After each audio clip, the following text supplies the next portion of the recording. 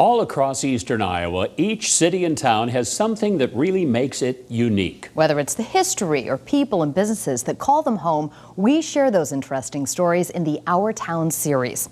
We started in Washington, then made our way north to Hiawatha for Hog Wild Days. We checked out the Winneshiek County Fair and all that Decorah has to offer. And we wrapped up in Independence as that community hosted RAGBRAI on its final night.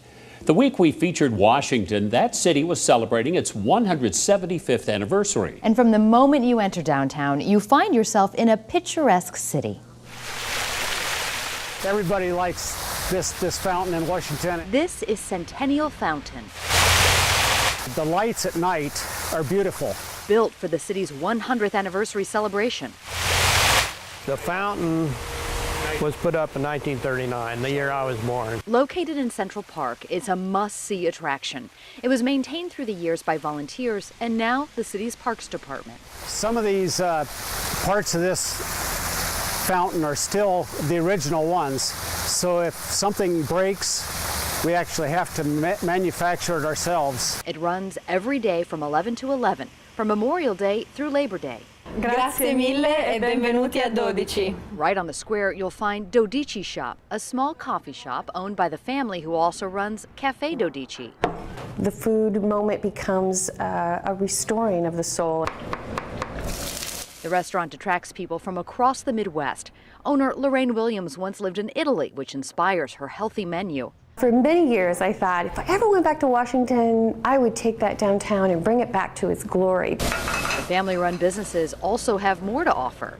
Up above my coffee shop, we've renovated an apartment, and so we rent that out by the night to guests who want to come our way. If you're looking to feed your mind, just cross the street to the free public library. This library has been around since 1877 and it's always had public support. Outgrowing its buildings over the years, a new one was built downtown recently. They kept some of the kind of unique features of the buildings, including some drop-down tin ceilings. Around 100,000 people used the library last year. People sometimes come in and look at it and say, you know, why would you have a piano in a library?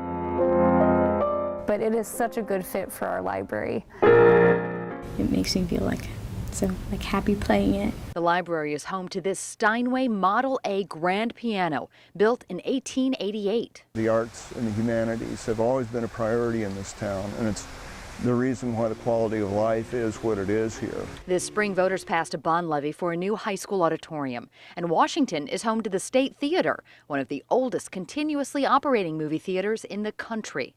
Art can also be found on barn quilts and works of art done by local residents. One of the most important things is that the skills that we develop, whether it's in music, speech, or drama, are often those communication skills, the problem-solving skills, and the creativity that are needed in every single job. People say teachers instilled an appreciation for the arts. People, I think, in the workplace and real world know them to have experience in communicating.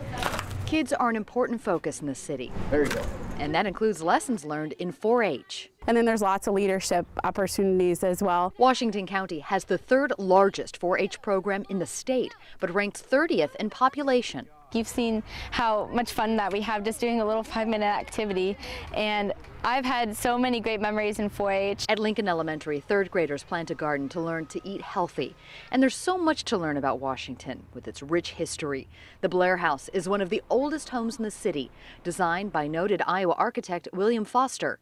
Washington is known as the world corn capital after a stalk grew 31 feet and 7/8 of an inch tall in 1946. Plus, every highway patrolman knows who she is. They still teach about her at the academy. And of course, her motto, courtesy, protection, and service, is still relevant today. Washington native Ola Babcock Miller was the state's first female Secretary of State in 1932 and created the State Patrol while in office. People say Washington is a great place to live. And in this town, I've lived here almost 30 years. Everyone is kind of accountable to everyone else, and that is a good thing. Another century-old feature in Washington is the county hospitals and clinics. It started in 1907 in a home run by a couple of doctors and nurses. Last year, they opened a wellness center to educate patients even after they've checked out.